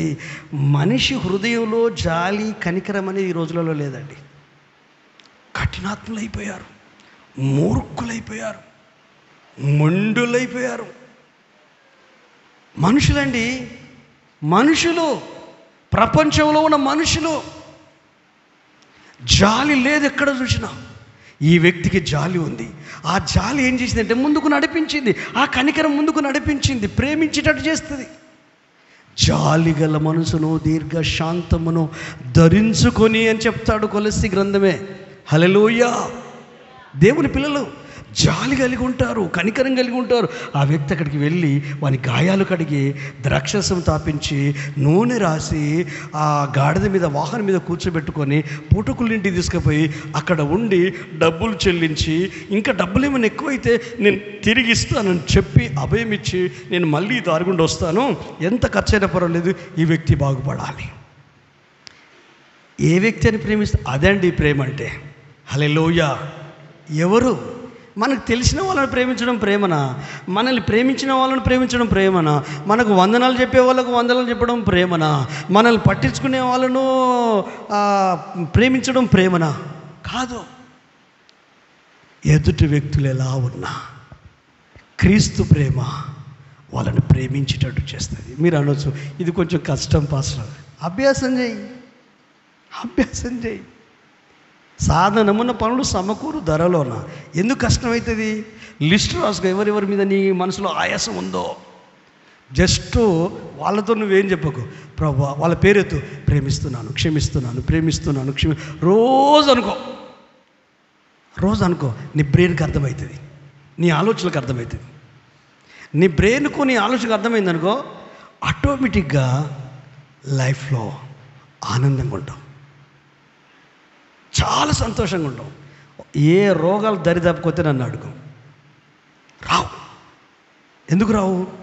నువ్వు క్షమించేస్తున్నావు, ప్రేమించేస్తున్నావు. సరే, వాళ్ళు అన్యాయం చేసేళ్ళు కాదన్నా, వాళ్ళు మోసం చేసేళ్ళు కాదన్నా, వాళ్ళు నిన్ను అప్పులపాలు చేసేళ్ళు కాదన్నా, నిన్ను నష్టపరిచారు కాదన్నా, నీ పేరు చెడ్డదని దుష్ప్రచారం చేశారు కాదన్నా, నిన్ను పండని అమ్ముకుంటూ తిరిగారు కాదన్నా, పిల్లలు పెట్టి ఏడులు తిప్పినాడో మొత్తం ఎవరైతే నేను ప్రేమిస్తారో, నేను గౌరవిస్తారో, ఎవరైతే నేను ఇష్టపడతారో వాళ్ళనే నీకు శత్రువులు చేస్తారు. నో ప్రాబ్లం, అది నీకు తెలిసింది. కానీ మనసులో మాత్రం ప్రభువా నేను క్షమిస్తున్నాను, ఎందుకంటే నిన్ను క్షమించాడు కదా, నిన్ను క్షమించాడు కదా, నిన్ను క్షమించాడు కదా, నీ కుటుంబాన్ని క్షమించాడు కదా. బయట వాళ్ళు ఏముంది, ఫ్యామిలీ వాళ్ళు ఏముంది, నీ తర్వాత ఎదురుగా ఉన్న వాళ్ళు ఏముంది, నువ్వు క్షమిస్తూ ఉండు. మనసులో ప్రేమిస్తున్నాను, క్షమిస్తున్నాను, ప్రేమిస్తున్నాను, ఇట్లాను. హల్లెలూయా. అట్లా చేస్తే దేవుడు అద్భుతం చేస్తాడు. హల్లెలూయా. అట్లా చేస్తే దేవుడు అద్భుతం చేస్తాడు. ఒక్క ఉపమానం చెప్పి, ఇది మీకు తెలిసిందే, కొంతమందికి తెలియదు, అయినా దేవుని ప్రేరేపణతో చెప్తున్నాను. 3 పిల్లలు, అమ్మాయి చాలా అందంగా ఉంటుంది, ఒక ఉత్తముని వివాహం చేసుకుంది. హల్లెలూయా. ఉత్తముని వివాహం చేసుకుంది, మంచి కుటుంబం, మంచి ఫ్యామిలీ. అయితే 3 పిల్లలు అయిపోయిన తర్వాత ఈ అమ్మాయి ఎట్లయిపోయి సిక్కి శల్యం అయిపోయింది, ఎముకల గూడులాగా మారింది. ఆమె అందమైన ఫోటో చూసి ఈ ఫోటో చూస్తే ఇక భర్తకు భయంకరమైన బాధ. ఏమవుతుంది, మనాది రోగానికి మందు లేదంటారు కదా, మీరు అందరిక్కడ మంచిగా కూర్చుంటారు, లోపల నడతా ఉంటుంది, లోపల బాగుపడదు, జీవితం బాగుపడదు. అదే మిమ్మల్ని అంత ఆగమాగం చేసేది. మళ్ళీ ఇన్ని విన్నట్టే వింటారు, మళ్ళీ మనసు అది చేస్తూనే ఉంటుంది. చాలా కష్టం. హల్లెలూయా. అది మీకే నష్టం. ఏం జరిగింది తెలుసా? డేవిడ్ యాంగిచో, పాల్ యాంగిచో, రియల్గా జరిగిన సంఘటన. వెళ్ళాడు, భార్యాభర్తలు వెళ్ళారు ఆఫీస్ రూమ్లోకి. వెళ్తే, సార్ నా భార్య ఒక 5 సంవత్సరం ఇట్లా అయిపోయింది, అసలు ఆయన ఫోటోలు చూడు, పెళ్ళినాటి ఫోటోలు చూడు, పిల్లలైనప్పుడు ఫోటోలు చూడు, ఇట్లయిందయ్యా. కోట్లాస్తుంది. కానీ భార్య అట్లా ఉండేసరికి ఈ మనిషి బతకలేకపోతున్నాడు, ఇబ్బంది పడుతున్నాడు. అప్పుడు అతడు ఏం చేశాడంటే, 1 నిమిషం నువ్వు బయటికి వెళ్ళని చెప్పాడు. ఎవరిని? భర్తను. లేచి డోర్ పెట్టాడు, లోపల గుళ్ళె పెట్టాడు. అమ్మా, ఇప్పుడు చెప్పు, అసలు నీ ప్రాబ్లం ఏంది చెప్పు, నీ ప్రాబ్లం ఏంది అంటే ఏం చెప్తలేదు. ఏం లేదు నాకేం కాదు, నాకు దేవుడు చెప్పాడు, నువ్వే చెప్తావా, నేను నీ చరిత్ర చెప్పను అన్నట. అనగానే అప్పుడు నోరు విప్పింది. ఏ నోరు? వివాహం కాకముందు పొరపాటు చేసింది, ఆ పొరపాటు వలన అబార్షన్ అయిపోయింది, ఆ తర్వాత పెళ్లి చేసుకుంది. అయితే పెళ్ళి అయిన తర్వాత ఈ మనసులో అపరాధ భావన ఉండిపోయింది. అది ఎప్పుడో జరిగిపోయింది, ఇక పెళ్ళి అయిపోయింది. అయితే ఈ అపరాధ భావనతోనే కుమిలి ఈయన ప్రేమను చూసి, ఈయన పనులను చూసి కుమిలి ఏడుస్తూ ఉంది.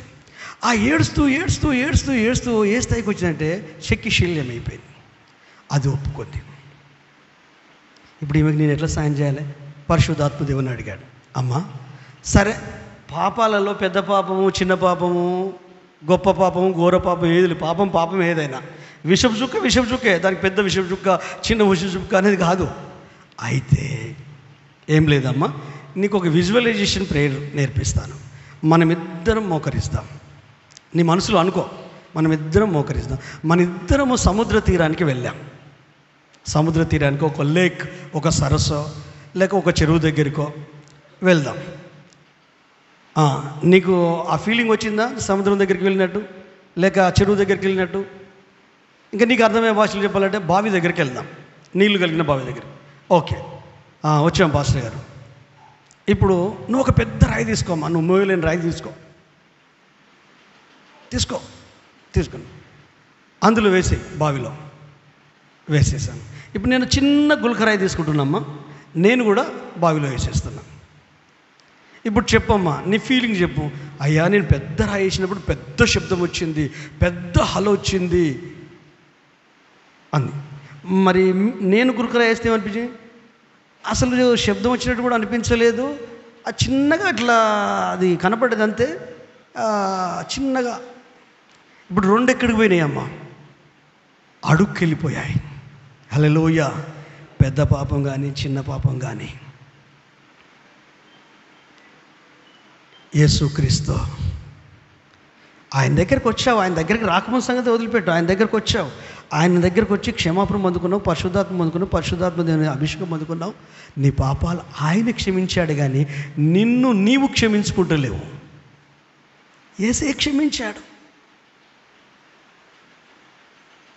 ఆ ప్రార్థన తర్వాత ఒక 3 నుంచి 6 నెలల్లో ఫస్ట్ యవనస్తులుగా ఉన్నప్పుడు ఏ రూపం వచ్చిందో ఆ రూపం వచ్చింది. ఎన్ని టాబ్లెట్లు వాడినా బాగుపడని మనిషి, ఎన్ని గోళీలు, ఎన్ని ఇంజక్షన్లు, ఎన్ని బ్లడ్ బాటిల్కి ఇచ్చినా బాగుపడిన మనిషి ఇదైపోయింది. మీరు అనొచ్చు ఇది ఒక ఆడోళ్ళకే కాదు మగవాళ్ళకి కూడా ఉంటుంది రోగం. హల్లెలూయా. అందరికీ ఉంటుంది. బుద్ధిమంతులాగా మంచిగా ఉంటారు భార్య భర్తలు. నీ లోపల నడుస్తుంది, నీ లోపల నడుస్తుంది, ఆమె లోపల నడుస్తుంది, ఆమె లోపల నడుస్తుంది. ముసలుళ్ళకు కూడా ఉంటుంది, వయసు పడ్డ వాళ్ళకు కూడా అందరికీ ఉంటుంది. కానీ వాక్కు నీ బ్రతుకును మారుస్తుంది. ఆయన కరుణ సంపన్నుడు. ఆయన ఏమంటే తెలుసా? తూర్పుకు పడమర ఎంత దూరమో అంత ఎడముగా నీ పాపములను చేసి ఉన్నాడు. నీ పాపములన్నీ సముద్రంలో పడవేశాడు. ఆయన ఇక ఎన్నటికీ నీ జ్ఞాపకము చేసుకోడు. ఈ రోజులలో కుటుంబంలో గొడవలు, సంఘాలలో గొడవలు, సహవాసాలలో గొడవలు, సేవకులలో గొడవలు అంటే జరిగిన తప్పును మాటి మాటికి పుండును రెచ్చగొడుతూ ఉంటా అంటే, తెలగిస్తుంటా అంటే, గోకుతూ ఉంటా అంటే, రెచ్చిపోయినట్టు, బ్లడ్ గారినట్టు జీవితం అంతా నరకప్రాయమైపోతుంది. అందుకే వాక్కు కావాలి. మళ్ళీ వాక్కు వేరు, వాక్యం వేరు సుమా. వాక్యం అంటే బైబిల్ వాక్యం. వాక్కు అంటే ఇందులో నుండి ఇప్పుడు నేను మాట్లాడుతుంది చూడు, అది వాక్కు. హల్లెలూయా. చాలామందికి జ్ఞానం ఉంది, బైబిల్ ఉంది. సమస్త విధములైన జ్ఞానముతో దేవుని వాక్యము, క్రీస్తు వాక్యము మీ హృదయంలో సమృద్ధిగా నివసింపనీయుడి. మీరందరూ అన్నీ నివసింపజేస్తున్నారు, కానీ వాక్యాన్ని నివసింపజేస్తారు. సైతానుకు తెలుసు వాక్యం మర్చిపోయేటట్టు చేస్తాడండి. అందుకే మీరు ఇంటికి వెళ్ళినాక చెప్పేది అందుకే ఏమని, వెళ్ళగానే ఒక్కసారి నెమరేసుకోండి, టాకింగ్ చేసుకోండి కుటుంబ సభ్యులు, ఏ వాక్యం చెప్పిండు, ఏ రెఫరెన్స్ చెప్పిండు, ఇట్లా అనుకుంటూ ఉండి మాట్లాడుకుంటూ ఉండండి. తర్వాత నైట్ అన్నం తినేటప్పుడు మాట్లాడుకోండి, పొద్దున మాట్లాడు. ఒక వారం 2 వారాలు మళ్ళీ ఆదివారం దాకా ఇట్లా చేస్తూ ఉండి డిస్కషన్. అది సబ్కాన్షియస్ మైండ్లోకి వెళ్ళిపోతుంది. మర్చిపోయే సవాలే ఉండదు. నువ్వు ఈతను మర్చిపో, చిన్నప్పుడు ఎప్పుడో నేర్చుకున్నావు. డ్రైవింగ్ని మర్చిపో. అట్లా కొన్ని మర్చిపోకుండా ఉండాలంటే వాక్యం, ఆ వాక్కును మనం స్వీకరిస్తాం. హల్లెలూయా. లైఫ్ ట్రాన్స్ఫార్మ్ అయిపోయింది. ఇప్పుడు చెప్పండి, ఎంతమంది మానసిక రోగంతో ఉన్నారో నాకు తెలియదు. కొన్ని సంవత్సరాల తరబడి బ్రదర్స్, సిస్టర్స్, ఏ రోగము, మనసు అంటే నీ మనసు కష్టపడ్డది మానసికంగా. శరీరం బాగుంది, ఎవరైనా చూస్తే అబ్బాయి ఈ వ్యక్తికి కష్టాలు ఉన్నాయి, ఈ వ్యక్తికి బాధలు ఉన్నాయి, కానీ ఒక్కొక్కరిని ఇట్లా మెసిలించి చూడు, మన గుండె చెరువు అవుతుంది వినేవాళ్ళకు. మాకంతే ఓపిక ఉన్నాను. ఒకసారి చూడరాదు, ట్రై చేయరాదు, ఎందుకని మంచిది. మీరు చాలా హ్యాపీగా ఉన్నారు, సంతోషంగా ఉన్నారు, మీకేం బాధలు లేవా అని ఒక 10 నిమిషాలు కూర్చోబెడతారు. చెప్తే నీ గుండె ఆగిపోతాయి. ఈ బయటి పరిస్థితులు బట్టి వీళ్ళు బాగున్నారు అనుకుంటున్నారా? బిల్డింగ్లు ఉన్నాయి, కార్లు ఉన్నాయి, మోటార్ సైకిళ్ళు ఉన్నాయి, డబ్బు ఉంది, ఆస్తి ఉంది. కాదు, ఇవి కాదు, వీటి వలన కాదు. ఇవి ఉన్నా కూడా మానసిక రోగాలు మనిషిని చించి పోగులేస్తున్నాయి. అందుకే మనం ఏం చేద్దాం? యేసయ్య నిన్ను క్షమించాడు, నిన్ను నువ్వు క్షమించుకో, నిన్ను నువ్వు క్షమించు, ఎదుటి వ్యక్తిని క్షమించు. హల్లెలూయా. దైవికంగా ఉన్న మనల్ని రకరకాల పద్ధతిలో వాడు పరేషాన్ చేస్తాడు, రకరకాల పద్ధతుల్లో పరిశీలన చేస్తాడు. ఏంటంటే ఒక చిన్న మాట చెప్పి నేను క్లోజ్ చేస్తా. దీని కంటిన్యూషను మళ్ళీ వచ్చే మాసంలో మనము వాక్యాన్ని గ్రీక్లో లోగోస్ అంటారు, వాక్కును రేమ అంటారు. హల్లెలూయా. అంటే ఒక ప్రత్యేకమైన పరిస్థితిలో ఒక ప్రత్యేకమైన వ్యక్తికి దేవుని నుండి వచ్చిన వాక్కును, హల్లెలూయా, దాని క్లారిటీ వచ్చే నెలలో ఇంకా స్పష్టంగా చెప్తే అది అర్థమైతే మీరు కూడా నాలాగా వాక్కును మీరు అన్వయించుకోవచ్చు. మీ వ్యక్తిగత జీవితాలకు, మీ లైఫ్ కూడా అన్వయించుకోవచ్చు. హల్లెలూయా. దేవుడు నాకు నేర్పించింది, నేను నేర్చుకున్నది, నేను ఆచరిస్తుంది, నేను అభ్యాసం చేసి పర్ఫెక్ట్ అని చెప్పను. ప్రాసెస్లో ఉన్నాను. దారి దొరికింది, వెళ్తున్నా, పడుతున్నా, లేస్తున్నా, వెళ్తున్నా, కానీ దారి మాత్రం దొరికింది, త్రోవ దొరికింది, గురి తెలిసింది, పరిగెత్తుతూనే ఉన్నా. హల్లెలూయా. కొంతమంది దారి దొరుకుతలేదు, ఇంకా త్రోవ కూడా దొరకలేదు, వాళ్ళకు బాట కూడా దొరకలేదు, అక్కడికనే తిరుగుతున్నారు, అర్థమవుతలేదు, అడ్రస్ దొరుకుతలేదు, కన్ఫ్యూజన్ అవుతున్నారు, ఫోన్లు చేస్తున్నారు, కానీ ముందే ఉంది. అది మీకు తెలుస్తుంది ఈరోజు. హల్లెలూయా. నీ ముందే ఉంది దారి, జస్ట్ అన్నాడు అంతే. నీ మనసును నమ్మకు, నీ ఆలోచన నమ్మకు, వాక్కు నమ్ము, యేసయ్య నమ్ము, నీతో ఉన్నవారిని నమ్మకు, నీ కుటుంబ సభ్యులను నమ్మకు, నీ భార్యను నమ్మకు, నీ భర్తను నమ్మకు, నీ పిల్లలు నమ్మకు, నీ కుటుంబ సభ్యులను నమ్మకు. హల్లెలూయా. అలాగని వాళ్ళందరినీ ద్వేషించట్లేను. నీ మనసు స్థిరంగా ఉండాలి, నీ బాధ్యతను నిర్వర్తించు, నీ మనసును పాటు చేసుకోకు, నీ ఆలోచించడం కొట్టుకోకు. ఈ చెప్పేటి అంత తేలికగా అనిపిస్తాయి, వింటే మంచిగా అనిపిస్తాయి, మళ్ళీ తర్వాత చెప్పులు దొరుకుని ఇక్కడికి ఎగిరిపోదు. అట్లా ఎగిరిపోనీకు. బతుకులు మారకపోవడం రీజన్ అదే, వేరే ఇంకేం లేదు. అభ్యాసం చేయి, ప్రాక్టీస్ చేయి, అనుసరించు, ఆచరించు, ముందుకెళ్దాం. హల్లెలూయా. ఒక మంచి యవనస్తుడు, దైవికంగా చిన్నప్పటి నుంచే రక్షించబడ్డాడు, కానీ వండర్ఫుల్ మ్యాన్, ఆత్మీయంగా కానీ భౌతికంగా కానీ మంచి వ్యక్తి. ఇంకా అతనికి ఇక పెళ్లి కాలేదు, కానీ దేవుడన్నా ప్రేమ, సంఘమన్నా ప్రేమ, దేవుడన్నా ప్రేమ, పెద్దలన్నా గౌరవం, వండర్ఫుల్ వ్యక్తి. 20 సంవత్సరాలు మంచి ఉద్యోగం వచ్చింది, టాప్ పోస్ట్కి ఎదిగాడు, మేనేజర్ అయిపోయాడు, ఆ నుంచి ఆ కంపెనీకి ఓనర్ అయిపోయాడు. కానీ ఏం జరిగిందో తెలియదు. ఈ కింద ఉన్న పనులను చూడండి, ఈ పని చేసే వర్కర్స్ను ఎవడో ఒకడు అరే కళ్ళ ముందు ఇక్కడికి వచ్చేసి దీనికి ఓనర్ అయిపోయాడు అని ఏదో పుండు పుడుతుంది కానీ మనసులో. ఒంట్లో పుండు పుడితే డాక్టర్లు తీస్తారు, మనం కూడా తీసాం. మనసులో పుండు పుడితే ఎవరు తీస్తారని తీయలేరు కదా. అది పుండు పుట్టి ఏమైపోయింది, మెల్లమెల్లగా ఈ యవనస్తుని లైఫ్ ఏమైపోయిందంటే మొత్తం అదో పాతాళంలోకి వెళ్ళిపోవడం. ఎందుకంటే నిజాయితీగా యథార్థంగా ఉంటూ ఆ వ్యక్తి ఆ స్థితికి ఎదిగాడు. యథార్థవంతులు వర్ధిల్తారని బైబిల్ చెప్తుంది. యథార్థవంతుల మార్గము రాజమార్గం అని బైబిల్ చెప్తుంది. యథార్థవంతులకు చీకట్లో వెలుగు పుడుతుందని బైబిల్ చెప్తుంది. దేవునితో ఉన్న వ్యక్తి కదా యోసేపులాగా అట్లా వర్ధిల్తున్నాడు. ఏదో జరిగింది, మొత్తం మీద అదంతా అయిపోయింది. దాంట్లోనే పార్ట్నర్స్ అయిపోయి మనల్ని పక్కకు పెట్టేసి ఇది అయిపోయింది. ఆయన ఏం చేశాడుగా, డిస్కరేజ్ అయిపోయి వెళ్ళిపోయి ఏం చేశాడు తెలుసా, 1 నెల అయింది, 2 నెలలు అయింది. ఒకరోజు అంటే తన మనసు ఏంటంటే నేను మాత్రమే యథార్థతను వదిలిపెట్టా, నిజాయితీని వదిలిపెట్టా, నాకు దేవుడిచ్చిన ఈ విధి, దీన్ని నేను వదులుకోనని ఆ వ్యక్తి తన జీవితాన్ని కట్టుకుంటూ ముందుకెళ్తే మళ్ళీ నేను స్టార్ట్ చేసుకుంటా, మళ్ళీ నేను ఎదుగుతా, నాకేం ప్రాబ్లం లేదు అని స్టార్ట్ చేసిండు. మెల్లమెల్లగా గ్రోత్ అవుతున్నాడు. పికప్ అందుకోలేదు, కాకపోతే జస్ట్ స్టార్టింగ్ స్టెప్లో 2-3 స్టెప్స్లో ఉన్నాడు. ఈలోపు ఒకరోజు ప్రయాణమై వెళ్తున్నాడు. వాళ్ళ ఊరికి వెళ్ళాలంటే కొంచెం మధ్యలో అడవి ఉంటుంది. అడవి అంటే పెద్ద దట్టమైన అడవి కాదు, కానీ ఇల్లు లేని ప్రదేశాన్ని అడవి అంటాం కదండి, అట్లా ఉంటుంది. అక్కడ ఒక ముసలాయన నడుచుకుంటూ పోతూ 3 మూటలు పట్టుకొని ముసలాయన నడుచుకుంటూ వెళ్తున్నాడు. వయసు పైబడినానే, ఇంచుమించు అయ్యగారు అంతా. అయితే వెళ్తూ ఉంటే ఈ యవనస్తుడు, ఎందుకంటే మనసు మంచిది ఈ వ్యక్తిది, చూశాడు.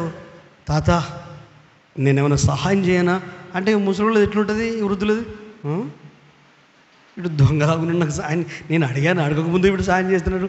మనమేమో మంచి బుద్ధితో నేను సహాయం చేయనా అని అంటే ఇట్లా చూస్తే ఆ చూపులోనే అర్థమైపోయింది మొత్తం సినిమా అంతా.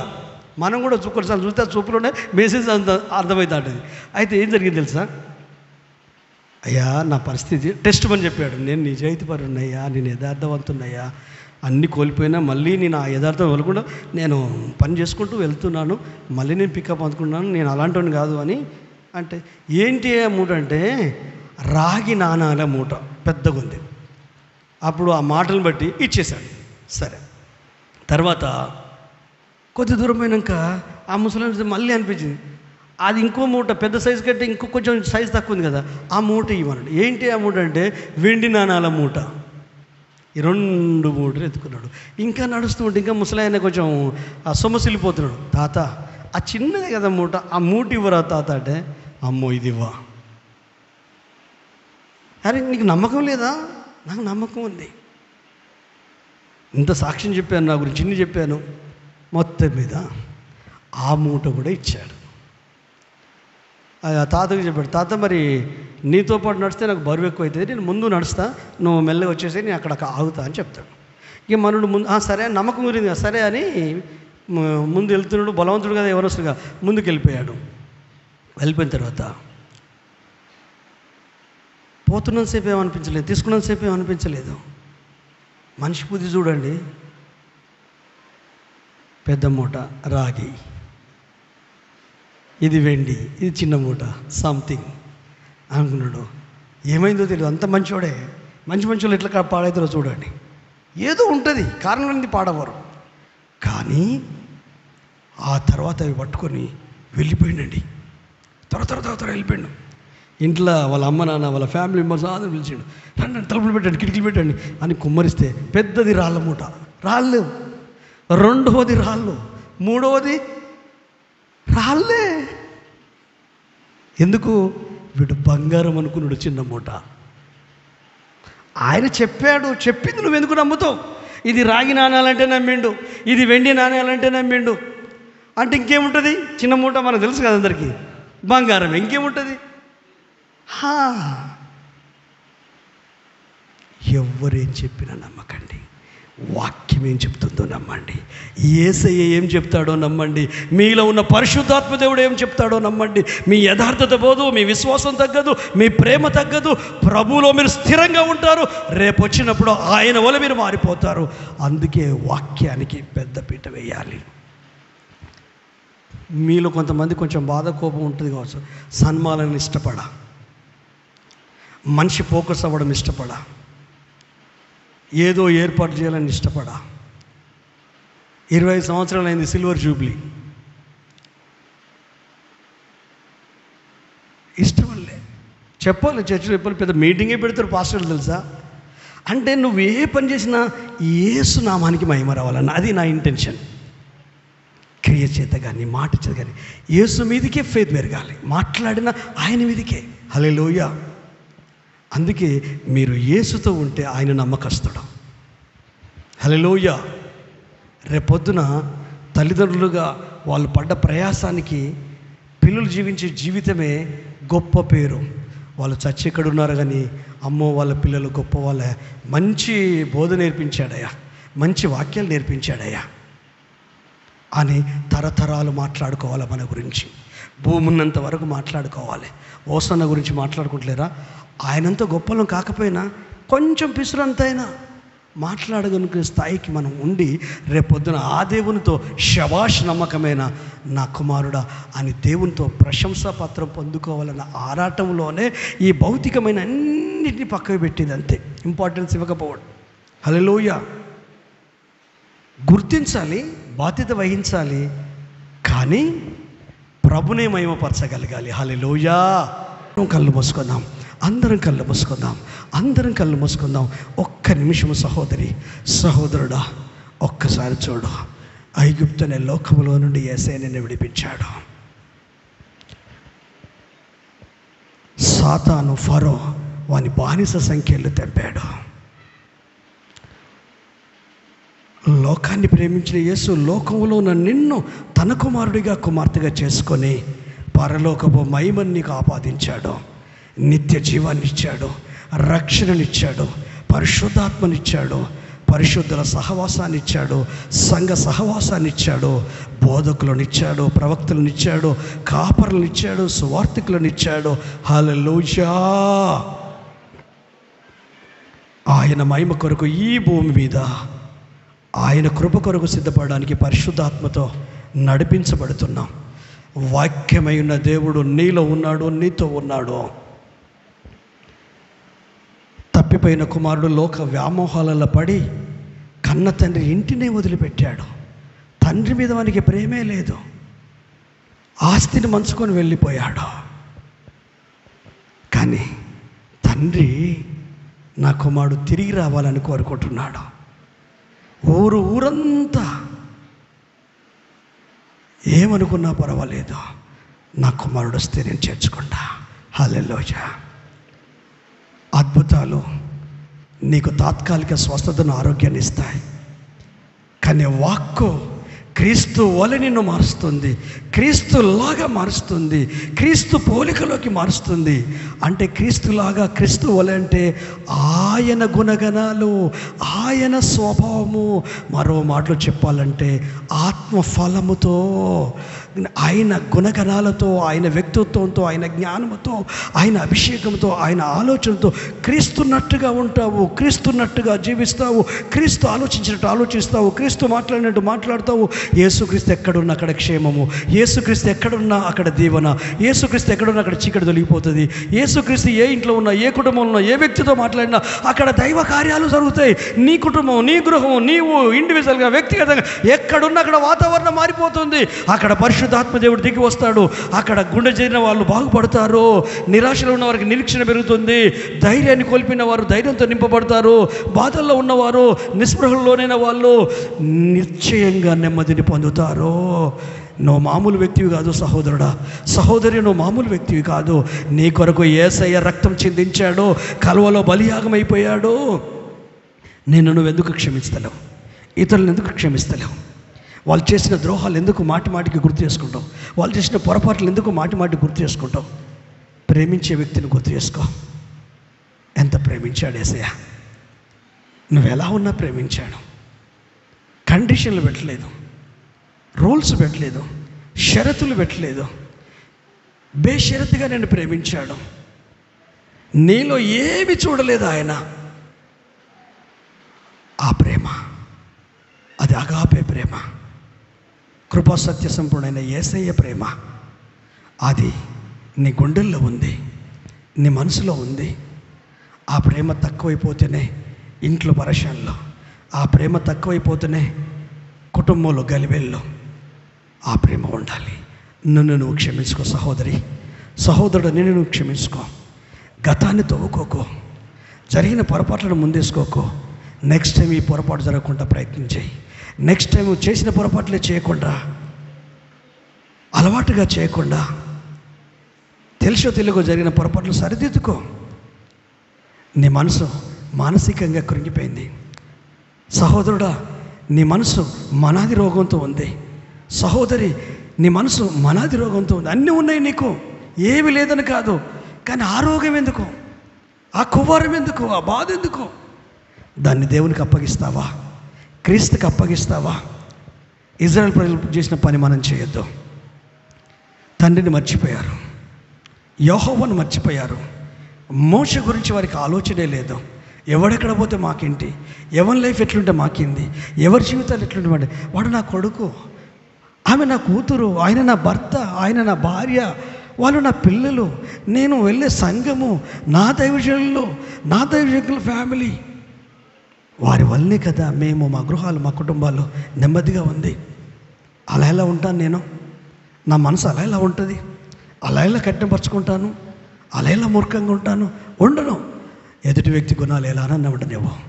భర్త అవ్వచ్చు, భార్య అవ్వచ్చు, పిల్లలు అవ్వచ్చు, ఎవరన్నా అవ్వచ్చు. కానీ అంతరంగంలో చెప్తూ ఉండు, నేను ప్రేమిస్తున్నాను, క్షమిస్తున్నాను, ప్రేమిస్తున్నాను, క్షమిస్తున్నాను. నీవు నెమ్మదిగా ఉండడం కొరకు చెప్తున్నాను, నీవు ఆరోగ్యంగా ఉండడం కొరకు చెప్తున్నాను. ప్రేమ ఎప్పుడు ఓడిపోదు, ప్రేమ ఎప్పుడు గెలుస్తుంది, ప్రేమ ఎప్పుడు ఓడిపోదు, ప్రేమ ఎప్పుడు గెలుస్తుంది. ప్రేమ సహిస్తుంది, ప్రేమ ఓర్చుకుంటుంది, ప్రేమ డంబంగా ఉండదు, ప్రేమ అమర్యాదగా ప్రవర్తించదు, ప్రేమ సత్యమునందు సంతోషిస్తుంది, ప్రేమ అన్నిటినీ నమ్ముతుంది, అన్నిటినీ తాలుతుంది, అన్నిటినీ ఓర్చుకుంటుంది. శ్రేష్టమైంది ప్రేమే. ఆ ప్రేమ పరిశుద్ధాత్మ దేవుడు నీ హృదయములో కుమ్మరించాడు. నీ మనసును వాడుతున్నావు, నీ తెలివిని వాడుతున్నావు, నీ జ్ఞానాన్ని వాడుతున్నావు, నీ బుద్ధిని వాడుతున్నావు, నీ అనుభవాన్ని వాడుతున్నావు, నీకున్న సమస్తాన్ని వాడుతున్నావు. కానీ పరిశుద్ధాత్మ దేవుడు తన ప్రేమను నీ హృదయంలో కుమ్మరించిన ఆ ప్రేమను ఈ రోజు వరకు నువ్వు వాడలేకపోయావు. అది అజ్ఞానం అనాలా, మూర్ఖత్వం అనాలా, తెలివి తక్కువతనం అనాలా, విశ్వాసం లేమి అనాలా? ఒక్కసారి ఆలోచించు. అడుగు ప్రభును, అయ్యా నీ ప్రేమతో నన్ను నింపావు, నేనే ఆ ప్రేమను ఉపయోగించలేకపోతున్నాను. ఎందుకంటే క్షమించలేని మనసు నాకుంది, ఓర్చుకోలేని మనసు నా లోపల ఉంది, తట్టుకోలేని మనసు నా లోపల ఉంది, బాధపడే మనసు నా లోపల ఉంది. దానివల్ల నా మీద ఆధారపడ్డ కుటుంబం ఏమైపోవాలి, దానివల్ల నా మీద ఆధారపడ్డ పనులు ఏమైపోవాలి, దానివల్ల నా మీద ఆధారపడ్డ ఫ్యామిలీ, భర్త, భార్య, కుటుంబాలు, సహవాసాలు ఏమైపోవాలయ్యా, వ్యాపారం ఏమైపోవాలి, పిల్లలు ఏమైపోవాలి, ఉద్యోగం ఏమైపోవాలి, ఇవన్నీ జరగాలంటే తండ్రి నేను క్షమిస్తున్నానయ్యా, మర్చిపోతున్నానయ్యా, ప్రేమిస్తున్నానయ్యా. నీ వాక్కు నా గుండె గుడిలో ఉండాలి, నీ వాక్కు నా అంతరంగములో ఉండాలి, నీ వాక్కు నా మనసులో ఉండాలి. ఆ వాక్కు ప్రేమయ్యుంది, దేవుడే ప్రేమ. అడుగుతావా సహోదరి, సహోదరుడు, అడుగుతావా? హల్లెలూయా. ఎవరికి వారిమే సరెండర్ అయిపోదామా, సిలువకు సరెండర్ అయిద్దామా, వాక్కుకు సరెండర్ అవుదామా? Hallelujah. Thank you Lord, thank you Lord, thank you Lord. ఎవరికి వారి ప్రార్థిస్తూ ఉండండి, ప్రార్థిస్తూ ఉండండి. ఈ రోజు నుండి దైవిక స్వస్థత, డివైనింగ్ హీలింగ్, మానసిక స్వస్థత. మీరు అందరితో బాగుంటున్నారు, కానీ మీ మనసు రోగాన బారిన పడింది, మీ మనసు బలహీనమైపోయింది, మీ ఆలోచనలలో ఆ బలహీనతలు ఉన్నాయి. హల్లెలూయా. మీ ఆలోచనలలో బలహీన, అది సిక్ అయిపోయింది. శరీరం సిక్ అయిపోవడం కాదు, మనసు సిక్ అయిపోయింది. మానసికంగా సిక్ అయిపోయావు, మానసిక కష్టాన్ని భరించలేకపోతున్నావు. దానివలన కుటుంబం బాధపడుతుంది, పిల్లలు బాధపడతారు, భర్త బాధపడతాడు, భార్య బాధపడతాడు, ఫ్యామిలీ బాధపడుతుంది. హల్లెలూయా. నువ్వు కాపాడుకోవాలి. తెలివికల్ల దానివి కదా, తెలివికల్లోడివి కదా, ఇప్పటి వరకు నడిపించుకుంటూ సాక్కుంటూ వచ్చావు కదా.